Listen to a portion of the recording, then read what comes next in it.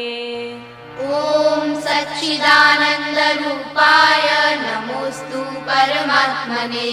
ज्योतिर्मयस्वरूपाय विश्वमाङ्गल्यमूर्तये। ज्योतिर्मयस्वरूपाय विश्वमाङ्गल्यमूर्तये। प्रकृतिः पञ्चभूतानि ग्रहालोका स्वरास्तथा।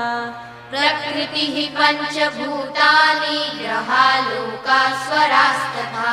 दिशः कालश्च सर्वेषां सदा कुर्वन्तु मङ्गलम्। दिशः कालश्च सर्वेषां सदा कुर्वन्तु मङ्गलम्।